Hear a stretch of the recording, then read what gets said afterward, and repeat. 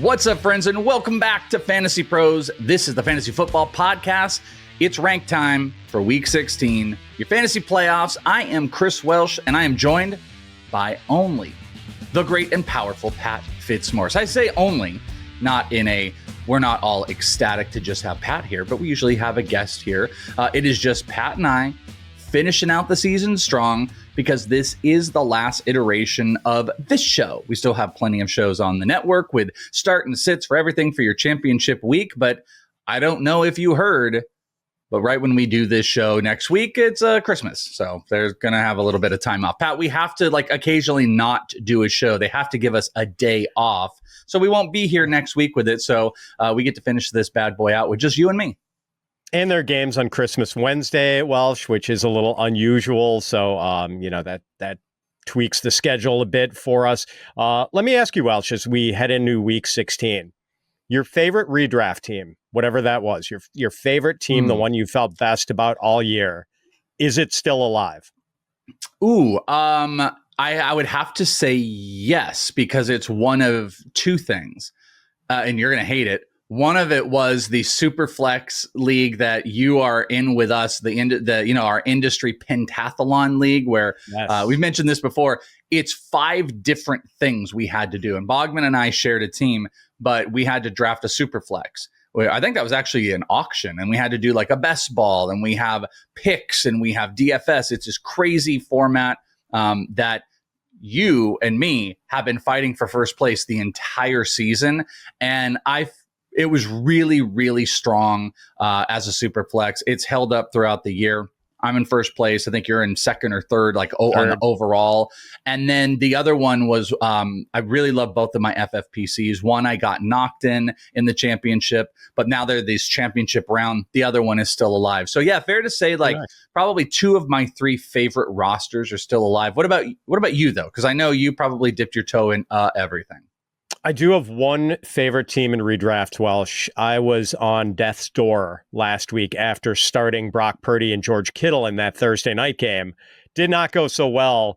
At one point the algorithm had me down as like a 14% chance to win. I had Mike Evans in the late afternoon window, and I had Jamir Gibbs, and my opponent had David Montgomery. So a big swing for me there, and I wound up winning by like 6 or 7 points and advancing to the semis. So pretty happy that team is still alive. It wasn't looking real good for a while. And I had lost a game in Week 14 that would have earned me a bye. So I would have been crushed if I would have lost that game and then got knocked out in the first round. So I'm just happy to be in Week 16 with that team. That brings up something interesting I'm curious about with you. I remember back in the day, projection of, points. You look at your matchup and you're like, oh, I'm going to lose by 3 points. Long time ago, I really would care about that. And over time, I think you learn to not care. But I'm curious about what's the number, and maybe it's site to site and how they project it. What's the number where you start to care? Because I think any of us see a 5 or 6 point swing, you're like, whatever. What's the number where you're like, oh, they really think I'm going to lose, where your eyes start to pop? You're like, I am behind, and now I actually am playing for fun, where you actually care about the projected number? Yeah, when you get over 80% to win or under 20% to have a chance, I feel like then all right, my fate is pretty much sealed unless something miraculous happens. So, but is it like a 10 point? Like if you see not even the percentage, but actual point projection, it's like if you're projected to be down by 10, 11, 12, is that like nail in the coffin for you? Yeah, I mean, 12 early in the early afternoon games, that's fine. 12 if it's, 6:30 Eastern and there's not much to go. There's the Sunday night game, the Monday night game, and 40 minutes of game time in the late afternoon window. Then I worry about a double-digit deficit. All right. Well, I know you guys have all been out there sharing your crazy wins, your crazy losses, whether it was a last-second interception or a last-second touchdown or a missed extra point that won you or hurt you.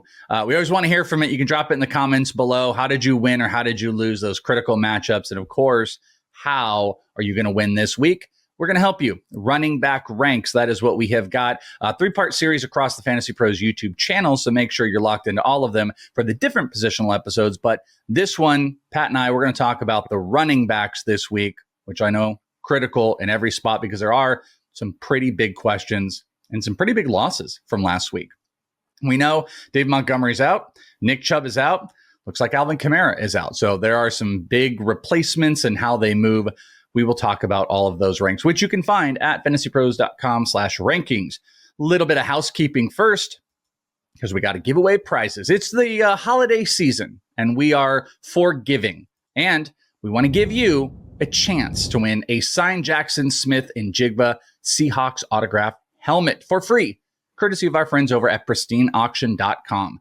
All you've got to do is head over to fantasypros.com/contest, and we're not asking much. Complete a little form.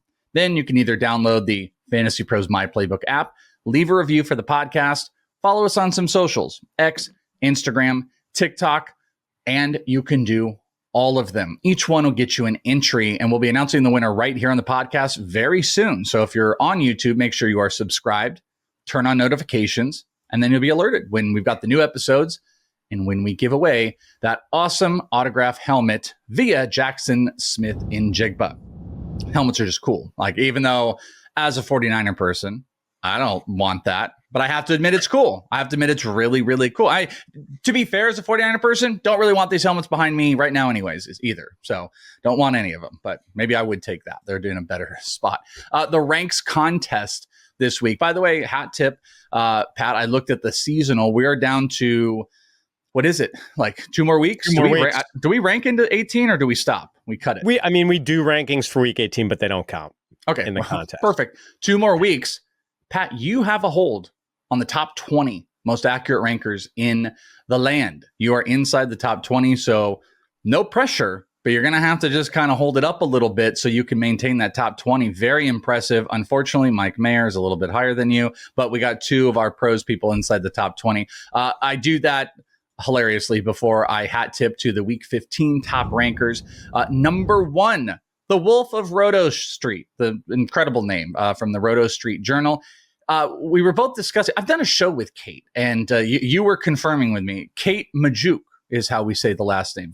Her last name was completely in some other world for me, and I've literally done a show with Kate, great Kate over at Yahoo. Yeah, I believe it is Majuk. Kate and Michelle are awesome. So yeah, I'm pretty sure, and I apologize to Kate and Michelle if I'm getting that last name wrong. Yeah, just making sure that if I said it wrong, that's Pat's fault. It's not my fault whatsoever. But Michelle and Kate and I and Joe and Bogman did one of my favorite episodes of all time on a podcast, which was hilarious, and they are great. And then Michael, I think it's Hauff from FF Face Off, was number 3. So those are your top 3 most accurate rankers from week 15. Congratulations to those 3. You can check out everybody else, the top 10, all the way down into the lowly hundreds of whatever you want for that week. Plus the seasonal ranks, like I said, coming to a close. Very tight race. There's actually discussions behind the scenes. People were like, oh my gosh, this person who's been killing it over here, they had a bad week and they moved down. It's kind of like a playoff race, at least for us behind the scenes and the people that are at the tippy top there, Pat. But keep up the good work, and maybe you can even jump into that top 15. Will this be the highest you've finished in a rank contest yearly? I don't assume, because you are like a legend of fantasy football and your great ranking, you could have easily, you tell me you finished 1 overall, I'll believe it. But is this near the tippy top? I finished 1 overall in 2020. Well, never mind. There you go. I was dialed in for the COVID year, but I remember talking about the horse races down the stretch. Nate Jonke of PFF, I remember, was charging hard. Like, he was on fire in the last few weeks, and I held him off by the skin of my teeth in the final week. Like, Nate was just absolutely torrid down the stretch. And Nate's doing it again this year. All the way. Yeah, Nate is one of the best for sure. He is a fantastic ranker and just really sharp overall. Well, I want to thank everybody, too, all the great rankers and fantasy football analysts that have ranked with us all season long. I think it's a huge value tool to all the listeners out there to create it. It's great for us. I hope they appreciate it as well, and appreciate every single person that takes part in it. You guys rock, and hopefully we were able to give you some proper, acolytes, however you want to say it. Like, we're propping you up to the world and the masses. I don't think in the past we've done a whole lot of like presenting who the top 3 were, but that was actually something I wanted to do really heavy this year, was make sure we were celebrating all of those people. All right, enough's enough, you say. All of this conjecture before. Let's get to the ranks. Okay, let's do it. Let's talk about all these bad boys. Let's get to the big board.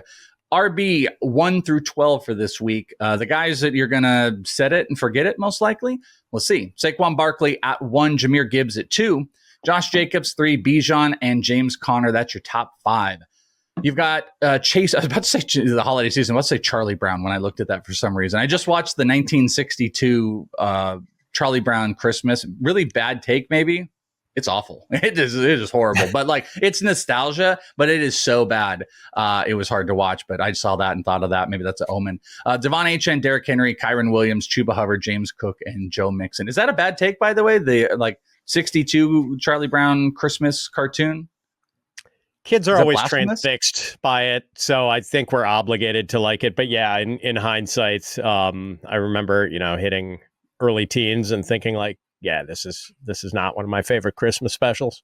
I don't think I had like seen it in like 15 years. And then let's put it on. It's like 26 minutes. And it's like, it was 25 minutes too long. So I forgot. This is not good. So sorry if I've offended anybody that loved that from that. It was great nostalgia, but it just doesn't really hold up super great.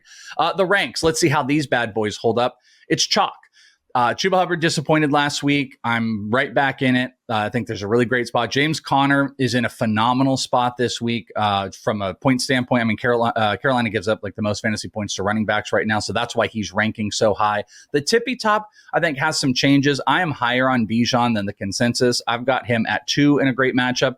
And I know Erickson and I both agree. Jamir Gibbs, without Dave Montgomery, is at the very tippy top of number 1. But those are just argumentative points to like the overall ranks.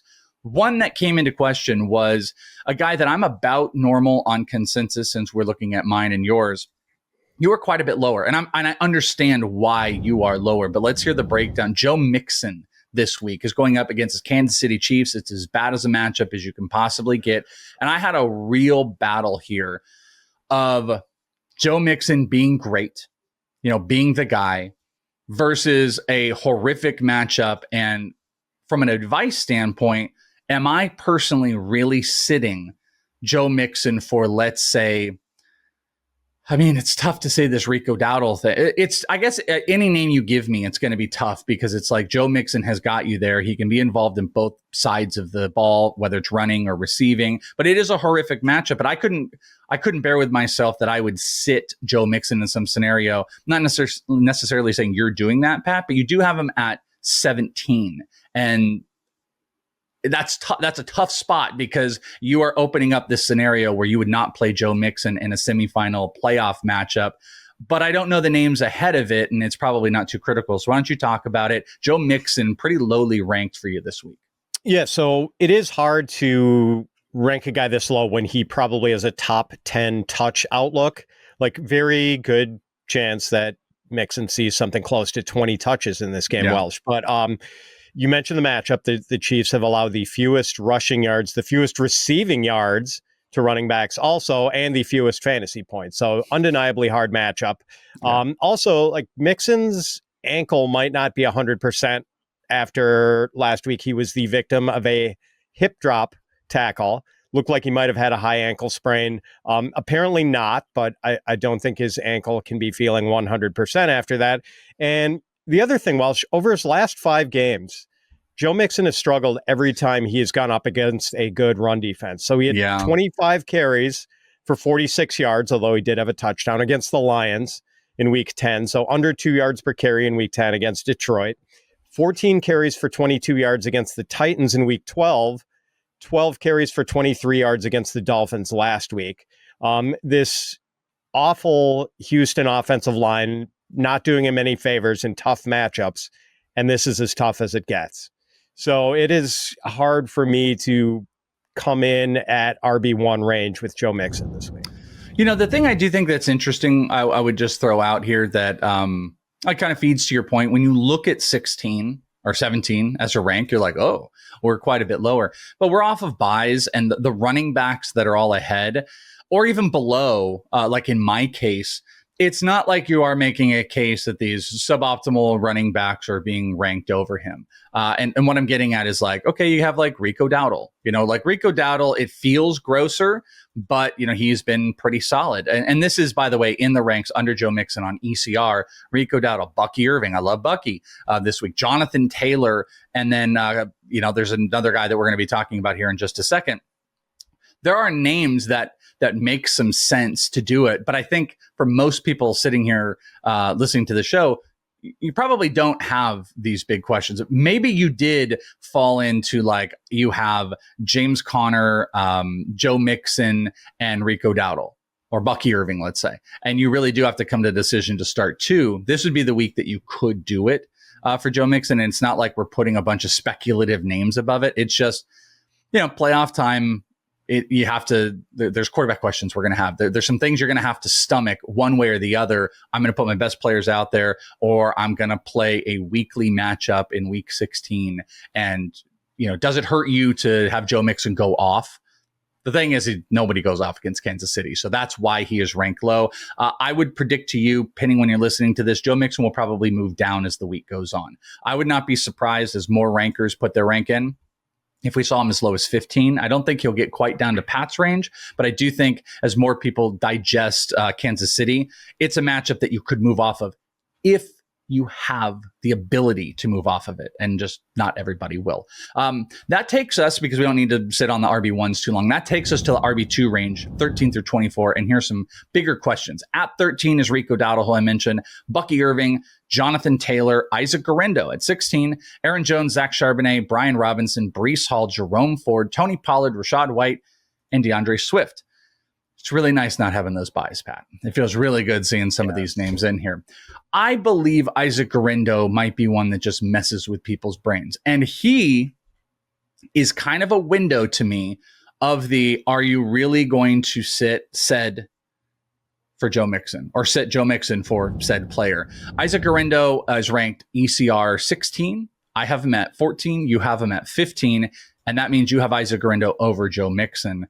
We do know what the 49ers like to do in general. They've been kind of ineffective. He continuously is still nursing these things. What's your level of comfortability with Isaac Guerendo? You have a decent rank of him this week, but your level of comfortability starting him in the semifinals? Yeah, I feel okay about it, Welsh, just because generally if someone is the lead back in the 49ers offense, that's a pretty good thing. I mean, we were ranking Jordan Mason as a no-brainer top 5 running back every week earlier in the season. Now, this 49ers offense not humming like it was earlier in the year. Trent Williams has missed 4 games. I don't know if he's going to be back this week. Brock Purdy has had some off games lately, but we are getting that workload with Guerendo, where we can feel pretty good that we're going to be getting 15 touches. And granted, it's against a pretty good Miami run defense that has turned into one of the better run defenses in the league. But we know that Kyle Shanahan wants to run the ball, or at least strike a balance with his offense between run and pass. So I feel pretty good about the touch outlook. I feel pretty good about Guerendo's big play capabilities. So yeah, I mean, this is not a slam dunk money in the bank play, but I feel pretty good about him as an RB2.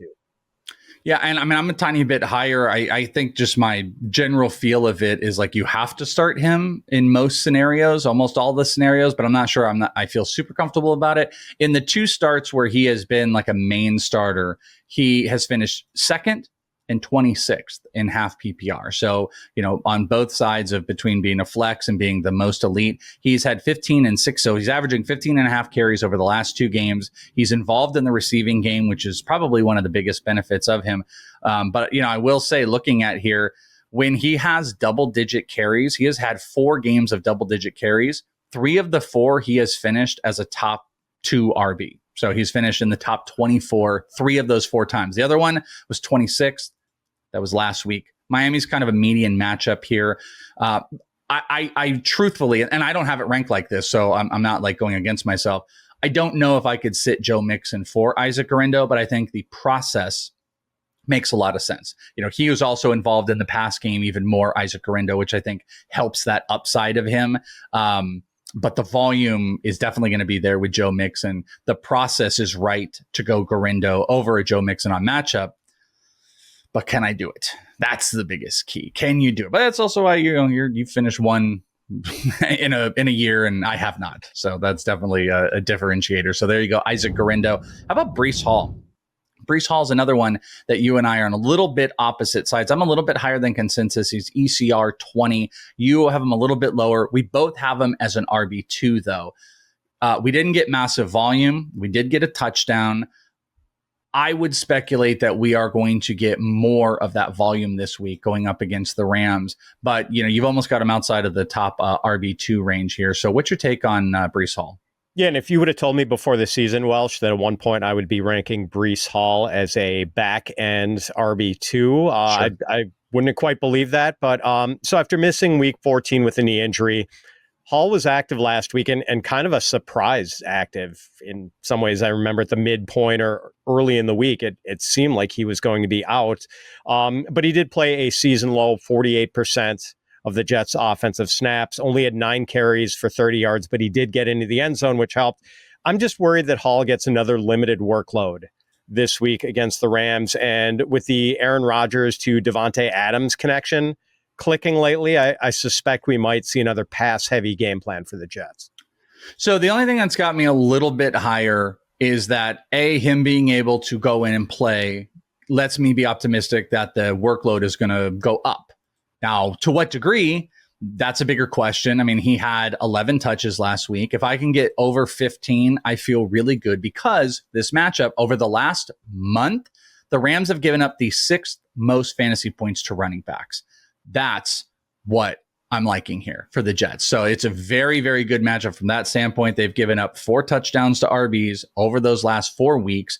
Breece Hall got that touchdown last week. We know how heavily involved he is in general. And he scored inside the top 20 of RBs in half PPR on 11 touches last week. And now he's going into, relatively as good of a matchup. He went up against the Jags. If you want a technical side of it, the Rams have given up more fantasy points to running backs than the Jags have over the last month. So yeah, if we come back to gut versus process, the process, I think, of the matchup makes a lot of sense. The bigger question is about the volume. I've got him a little bit higher, just based off of hoping that we're going to get to that 15 touch mark. And it's just a really, really good matchup. The Jets are playing for whatever they're playing for right now, for Aaron Rodgers in, new documentary or, whatever he's trying to do. Devontae, they're still playing it out. And I would just be optimistic. This would be a really good game for Breece. The next 2 don't get super great. This might be the last time I'm really comfortable with Breece Hall. And, I use that with air quotes here.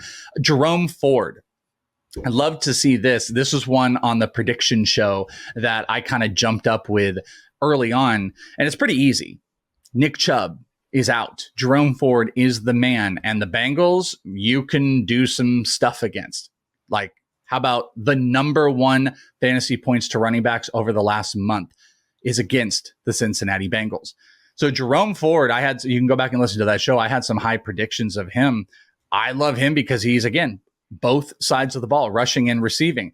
Not only did the Bengals give up the most rushing yards over the last month, fantasy points in general to running backs, they gave up the most receiving yards of any team over the last month to running backs. 250 yards over the last 4 games on quite a few receptions as well.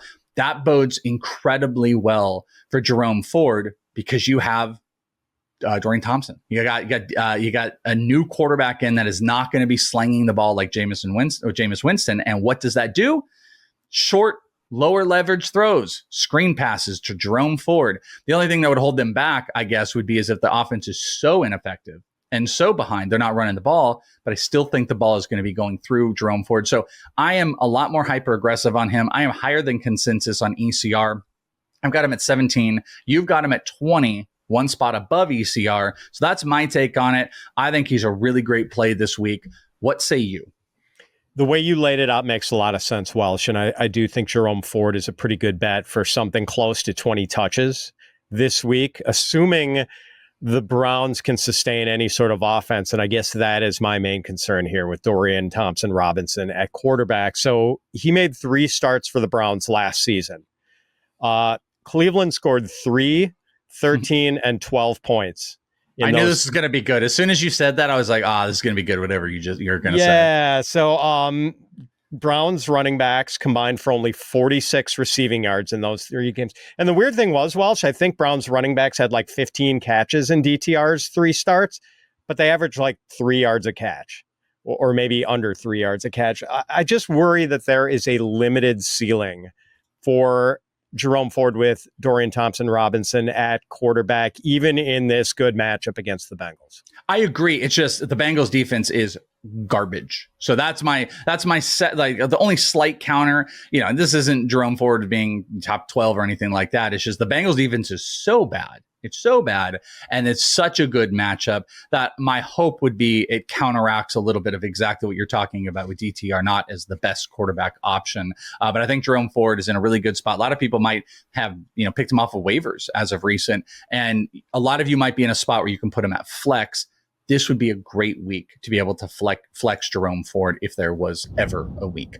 The flex running backs we're going to talk about. But first, it's the most I'm not going to sing it. They're not going to get me to sing it, but it is the most wonderful time of the year for getting in on all the hoops, football, and hockey action at DraftKings Sportsbook.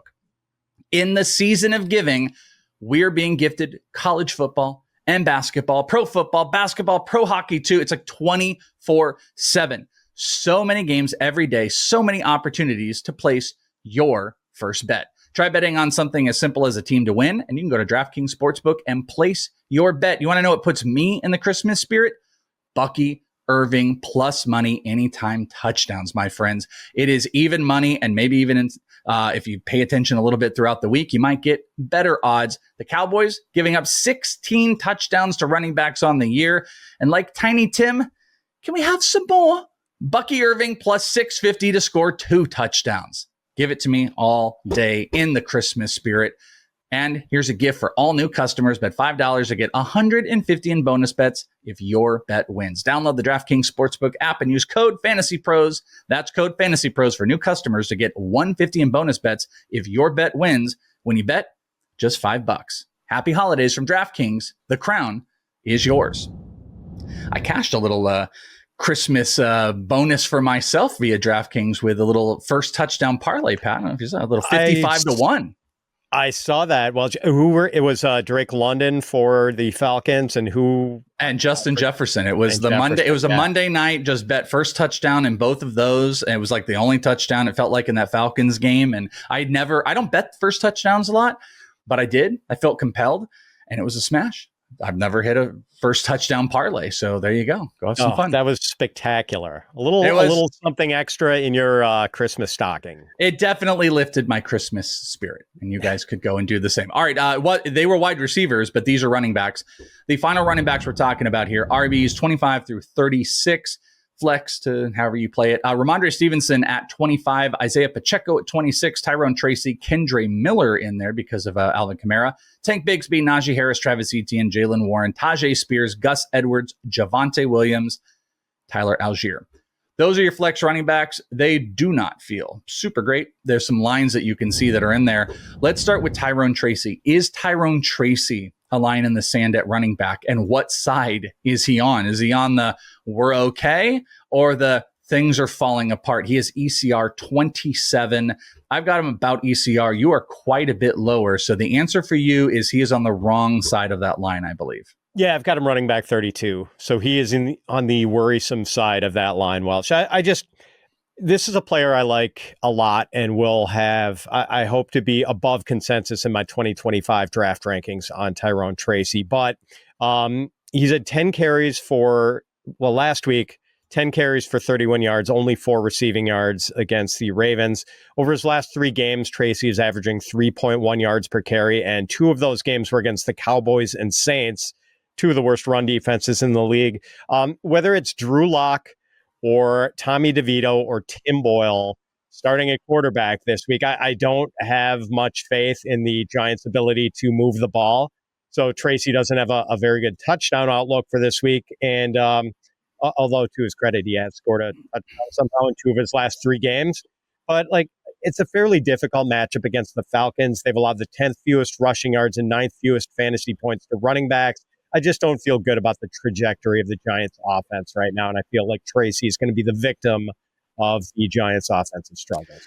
I mean, I kind of agree because I think that's where that line, especially in early week ranks and stuff like that, where I was kind of like, I'm a little indifferent about what to do with Tyrone Tracy. To add to your credit, over the last month, they've given up the Falcons the second least rushing yards in the NFL over just the last month, under 200. A little bit more in the receiving game, but we've also seen Singletary kind of ripping some stuff off. So if you've got an option at flex, you probably want to look more towards like a wide receiver or clearly one of the other running backs that we're talking about in that range. Kendre Miller is going to be in tons of all the questions this week are going to be with Kendre Miller.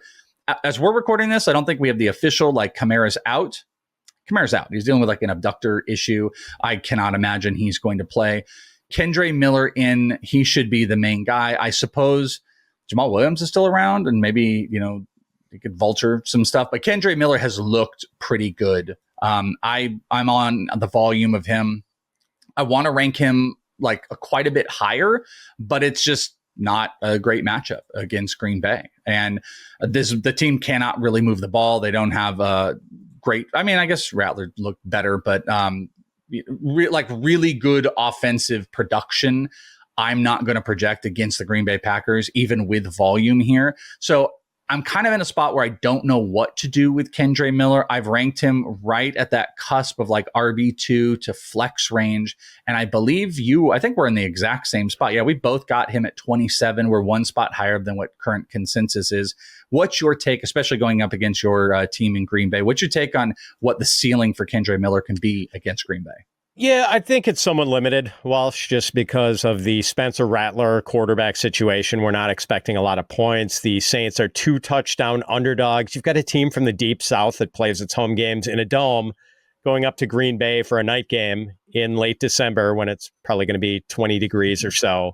It just doesn't seem like it's going to be a productive night for the Saints offense, Welsh. But then again, yeah, I mean, Kendre Miller is going to get a lot of touches this week. And maybe they do work in Jamal Williams. It is, after all, sort of a homecoming for Jamal, who spent the first 3 years of his career in Green Bay. But last week we saw Kendre Miller play 26 snaps and Jamal Williams only 6. So I think this is Kendre Miller's backfield for the most part this week. It's just, on one hand, the touch outlook looks pretty good. But it's just kind of a bad spot for this offense, Welsh. And I know people are used to the idea after many years of Joe Barry coordinating the Green Bay Packers defense and being a sieve against the run, all of those years, that this is like a favorable matchup. The Green Bay run defense has actually been pretty good this year, Welsh, under Jeff Hafley, the new defensive coordinator. And we saw last week with Zach Charbonnet, who I know a lot of people had ranked as like a low-end running back one. Yeah. And Charbonnet didn't get much business done against the Packers on Sunday night. Excuse me. Let me ask you a couple of who'd you rathers real quick. Kendre Miller or Isaiah Pacheco? I've got Pacheco ranked a little bit higher. Kendre Miller or Najee Harris? I would go with Kendre, considering that Najee had fewer snaps than Jaylen Warren last week and gets a tough matchup against Baltimore this week. Okay, last one. Kendre Miller or Tank Bigsby? I would also go with Kendre here. Give me the guy who's probably not going to be sharing touches as much, and it's not like the Jaguars offense is high-powered either, and Tank is going to be sharing with Travis Etienne, really unpredictable backfield. Well, there you go. Then maybe that answered some questions people might be floating out if you're talking about the value range of Kendre Miller. Yeah, I don't know what the upside looks like. My dream scenario is that Kendre Miller can play that majority of what Kamara does, and then all of a sudden he's got 5 catches out of the backfield, and then he's running 13 or 14 times. I don't know what that ends up looking like, especially against this defense and the scenario you laid out. So the top might be chopped off a little bit, but better than maybe some of those options I mentioned. Last running back, Jaylen Warren. Maybe not a Kendre Miller versus Jaylen Warren, but you are higher on Jaylen Warren than ECR currently. He is at 32 going up against the Baltimore Ravens. His biggest plus would be what he can probably do out of the passing game.